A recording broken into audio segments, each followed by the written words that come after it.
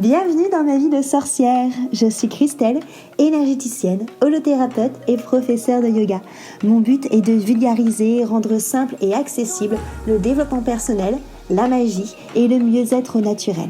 Parfois seule ou accompagnée, je m'engage à te faire voyager dans des podcasts authentiques et frais, plein d'astuces pour vivre ta vie de sorcière et de sorcier moderne. Bonjour à tous, bienvenue dans ma vie de sorcière. Donc je suis Christelle et aujourd'hui je reçois Mathilde autour de mon micro enchantée. Bonjour Mathilde. Bonjour Christelle. Donc Mathilde est praticienne ayurvédique. Elle nous a déjà parlé de l'ayurveda dans 2 podcasts que vous pouvez retrouver, qui est l'alimentation et qu'est-ce que l'ayurveda. Aujourd'hui du coup on va parler des routines, mais au cas où vous n'avez pas écouté les précédents podcasts, pas bien, Mathilde, dis-nous, qu'est-ce que l'ayurveda? Alors, l'ayurveda, donc c'est une médecine qui nous vient d'Inde, c'est une médecine ancienne qui est reconnue par l'OMS, l'Organisation mondiale de la santé. Et en fait, donc c'est une médecine holistique qui prend la personne dans son ensemble. Donc on va regarder son environnement, son côté physique, le côté aussi mental avec les émotions, les pensées. Et elle se base, cette médecine, sur le fait que tout ce qui compose l'univers et donc nous-mêmes est fait des 5 éléments, donc le feu, l'air, l'éther, la terre et l'eau. Ok, ça marche. Et donc du coup, comme tu l'expliques dans le précédent podcast de l'Ayurveda, on peut, par rapport à ces tempéraments, donc qui sont basés par ces 5 éléments, être plus ou moins équilibrés ou déséquilibrés. Oui. Et notamment, il y a des routines qui peuvent justement nous aider à reprendre un rythme de dosha, même de vie, qui peut être beaucoup plus sympa suivant l'Ayurveda. Est-ce que tu peux nous parler un peu plus de cette routine? Du coup, qu'est-ce que tu préconises, toi? Oui. Alors, il y a des routines spécifiques en fonction de notre tempérament, de notre dosha, mais il y a quand même des routines générales. D'accord. Donc moi je parlais des routines générales. Donc de manière générale, en fait, au plus on suit le rythme du soleil, au mieux c'est. Donc c'est pas toujours évident, surtout l'été quand le soleil se lève à 5h du matin, ou l'hiver où on voudrait bien rester au lit quand il fait nuit. Ce que j'allais dire, du coup en hiver on fait des gros dodos. Ouais, c'est ça. Mais voilà, on va essayer de se caler quand même le plus possible au rythme du soleil. Donc le matin, ça va être conseillé de se lever entre 6h du matin et 8h du matin. Donc ça veut dire que même si j'ai un travail où je commence toujours à 10h du matin, on va toujours essayer de se lever quand même assez tôt. D'accord. Voilà. On préconise un rythme de vie du coup régulier, justement, c'est bien de se lever tout le temps à la même heure, même le week-end? Oui. Donc plus de grasse mat le week-end. On peut allonger un petit peu, mais c'est vrai que dans l'idéal, c'est bien de garder toujours les mêmes rythmes de coucher, de réveil et de repas. Ok. Autant qu'on peut. Donc du coup, on se lève entre 6h et 8h. Une fois qu'on est levé, qu'est-ce qu'on fait? Alors, on va, dans l'idéal, faire notre nettoyage de bouche. Donc, se brosser les dents, se brosser la langue pour retirer toutes les toxines qu'on a accumulées pendant la nuit. Souvent, on le voit le matin, si on tire la langue, c'est le dépôt blanc en fait qu'on a. On peut se faire un bain de bouche avec de l'huile, recracher après l'huile parce qu'elle va être chargée de tous ces amas, de toutes ces toxines. D'accord. Voilà. Et ensuite, on va faire nos exercices... Donc des étirements, des salutations au soleil. On peut faire un peu de méditation pranayama aussi. Ouais. Mais ça, c'est pour bien réveiller et le corps et l'esprit. Ça peut être seulement 10 minutes, c'est déjà vraiment top 10 minutes si on fait ça tous les jours. En suivant notre emploi du temps avec les enfants, tout ça. Oui, voilà. Mais souvent, quand j'ai des mamans, ils me disent « Bon, je dois me lever 30 minutes plus tôt. » C'est ça le temps de tout faire. Mais après, on se sent mieux parce qu'en fait, on vient vraiment faire circuler le prana, l'énergie vitale dans le corps. D'accord. Donc, on se sent plus énergisé. D'accord. Oui, voilà. C'est comme si qu'on se réveillait. Et donc, du coup, justement, tout ce que tu dis, le bain de bouche, le fait de se gratter la langue et tout ça, on le fait bien avant manger. Oui, voilà, là on n'a pas encore mangé. D'accord, donc c'est pas comme le lavage de dents, pour le coup, ça on le fait plutôt après. Ouais. Parce que du coup, si on le fait après manger, c'est-à-dire que les gens, du coup, comme ils ont remangé sans avoir gratté leur langue, ils ravalent quelque part leur toxine que leur corps a essayé d'évacuer, c'est ça? Oui, ça peut, oui. Ok, donc très bien. Et donc du coup, une fois qu'on a fait ce petit lavage de bouche, notre yoga, donc les petits pranayama, méditation, voilà, que ça tienne en 10 minutes, en 20 minutes ou en 30 minutes suivant notre possibilité, qu'est-ce qu'on fait? Alors, dans l'idéal, on va faire un automassage qui s'appelle la Bienga, Ouais, qu'on va faire avec de l'huile de sésame. Et en fait, on va venir se frictionner énergétiquement tout le corps d'accord. pour bien nourrir notre peau, nos cellules, nos articulations. Et là aussi, en fait, le fait de frictionner et de s'activer, ça va venir faire circuler l'énergie en nous. Et après, on va venir prendre sa douche. Ah, donc on met l'huile avant de prendre sa Voilà, douche. Ok, exact. d'accord. Ouais. Pour éviter justement d'avoir la peau qui colle trop quand on s'habille derrière? Alors oui, déjà il y a ça, mais aussi en fait c'est que tout ce qu'on met par la peau, ça s'absorbe très vite en fait à l'intérieur. D'accord. Ça nourrit donc le plasma, la peau en premier lieu, et après ça va nourrir les autres tissus parce qu'on a 7 tissus donc qui vont être le sang, la moelle épinière, la graisse, les muscles, etc. Et du coup, l'huile, elle va jusque sur toutes ces couches-là? Elle va surtout être au niveau de la peau et ensuite au niveau dans le sang. D'accord. Mais oui, elle va aussi aller nourrir au niveau des os parce que par exemple quand on a mal au poignet parce qu'on a de l'arthrose ou des choses comme ça, on va venir nourrir avec de l'huile. Donc des personnes qui ont des rhumatismes, justement, ça serait très bon pour eux de faire ça tous les jours. Puis Okay. on garde sa mobilité parce qu'on est obligé de se contorsionner pour aller bien se masser partout. Pour se frictionner, ouais, c'est vrai. Et donc après, on prend notre douche, en effet. Et du coup, l'huile, tu la préconises plutôt chaude ou plutôt froide pour se masser?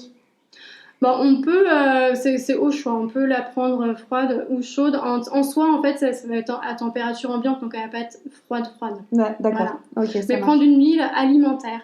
Ah d'accord. Voilà, okay. Parce qu'en fait, en Ayurveda, tout ce qu'on se met sur la peau, c'est des choses qu'on est supposé pouvoir manger, parce que si on le mange et que ça nous rend malade, si on le met sur notre peau, ça va nous rendre malade aussi. Forcément, ça paraît logique dit comme ça. Donc du coup, on peut mettre de l'huile de tournesol qu'on met dans notre salade. Voilà. Et justement, en termes d'huile, toi, tu utilises plutôt celle de sésame, t'en utilises d'autres? J'utilise celle de sésame. Je vais utiliser celle de tournesol ou de colza ou de noix de coco, ça dépend aussi des tempéraments. Ok, d'accord, mais on est vraiment libre au niveau des huiles. Oui. Coup. Et une fois que tu t'es lavé, qu'est-ce qu'on fait? On prend notre petit déjeuner. Waouh, enfin. Voilà. D'accord, donc le petit déjeuner, donc tu en parlais notamment dans le podcast de l'alimentation, donc quelque chose quand même, comme tu disais, qui n'est pas non plus trop sucré. Ouais. Un repas qui va bien nous permettre de faire notre matinée sans avoir de petits creux en fait. Donc un bon repas, mais pas trop sucré en effet. Ok. Et donc du coup là on est prêt pour démarrer notre journée. Notre journée de travail, exact. Et du coup comment ça se passe après cette période? Alors, au plus on avance dans la matinée, au plus on est dans notre énergie de feu parce qu'il y a aussi le soleil en fait qui va être au zénith. Ouais. Donc en fait c'est un peu la période de la journée où on est le plus performant et on va se servir de cette énergie-là pour concrétiser des projets qu'on a. D'accord, donc ça va surtout être du coup en matinée jusqu'à 14h, c'est ça? Voilà, ça va être à peu près de 10h à 14h, 14h30. Ok, donc du coup, est-ce qu'il faut quand même manger durant cet horaire-là ou est-ce qu'on est focus oui, objectif? Oui, bien sûr, il faut manger quand on a faim, c'est super important. Et donc ne pas, comme j'en ai parlé dans l'épisode précédent, ne pas trop manger pour pas casser notre énergie. Oui. Et après le repas du midi, ça va être conseillé, donc selon nos besoins et notre dosha, de soit faire une petite sieste de 15-20 minutes ou d'aller marcher 15-20 minutes. Ah d'accord, ok, voilà. Pour justement s'aérer, faire une petite pause. C'est ça. Donc la sieste est tolérée, ça c'est plutôt bien du coup. Oui, si c'est une micro-sieste. Et une fois qu'on a fait la sieste, du coup, qu'est-ce qu'on fait? Après, on reprend nos activités de l'après-midi. Ouais, qui sont les mêmes que celles du matin du coup ou pas forcément? Alors, dans l'idéal... on va changer un petit peu son activité. On est quand même toujours performant parce qu'il y a quand même toujours ce soleil qui est dehors. Mais on est dans une dynamique un peu plus créatrice l'après-midi. Donc on peut en profiter pour développer des projets qu'on a envie de mettre en place. Voilà, on est vraiment dans cet esprit de création. Parce qu'on est dans la période de Vata, le mouvement. Donc en gros, quelque part, le matin, on est plus dans le moment présent, entre guillemets, parce qu'on est dans la concrétisation. Voilà. L'après-midi, on est un peu plus porté sur le futur parce qu'on est dans le côté créatif, justement, des idées. Ok, ça marche. Et donc ça, cette période-là, elle dure jusqu'à quelle heure à peu près? 18h. Ok, bon ça laisse une belle après-midi pour travailler. Voilà. Et du coup, à 18h, qu'est-ce qui se passe? Qu'est-ce qu'on fait normalement? Alors le soleil, de manière générale, il va commencer à redescendre. Donc, notre énergie aussi va commencer à redescendre. D'ailleurs, même si on termine le travail à 20h, souvent quand il est 17-18h, on n'est plus très motivé, on a envie de rentrer chez nous, mais c'est pour une raison particulière. La journée, elle a été longue, surtout si on s'est levé à 6h du matin. C'est vrai, encore plus, Et donc, dans l'idéal, en fait, on va aller dans des activités calmes le soir. Alors, je sais qu'il y a beaucoup de gens qui vont faire des activités Du dynamiques, sport, notamment, courir, ouais. faire du jogging. C'est plutôt des choses qu'on va faire le matin, si possible, D'accord. ou le midi. Donc, le soir, on privilégie des activités calmes, donc lire ou méditer, faire ces exercices de respiration, un yoga doux.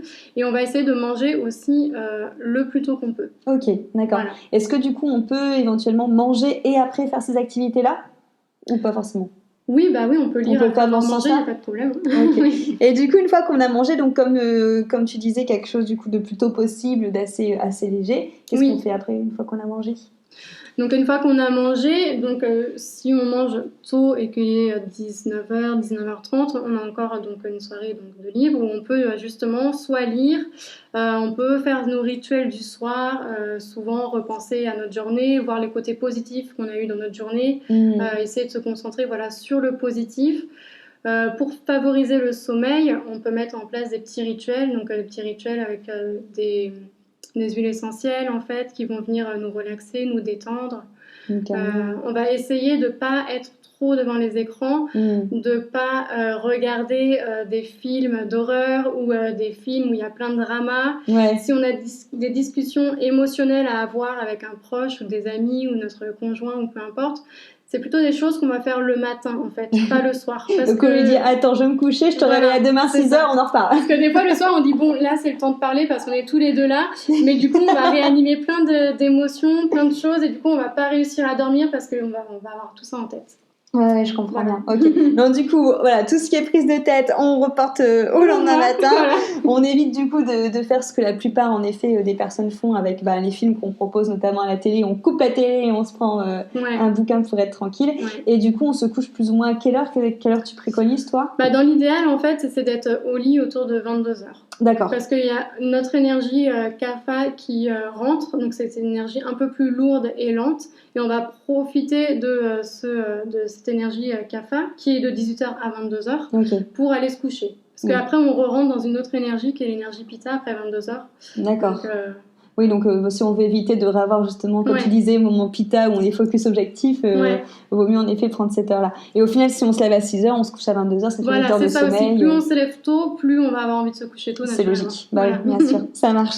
Merci beaucoup Mathilde pour ces renseignements. Si vous avez justement envie de connaître Mathilde, de pouvoir avoir des renseignements sur vos doshas, sur l'Ayurveda, pour avoir un massage ou un rendez-vous individuel, je vous invite vivement à la contacter sur Instagram ou sur Facebook avec Mathilde Yoga Light. Décidément, j'arrête pas de pencher. Donc Mathilde Yoga Light et son cabinet ou son studio de yoga se trouve à Wascal pour les Lillois qui sont proches d'elle. En attendant, moi je vous remercie beaucoup pour votre écoute et je vous dis à bientôt autour de nos micros enchantés. Merci beaucoup.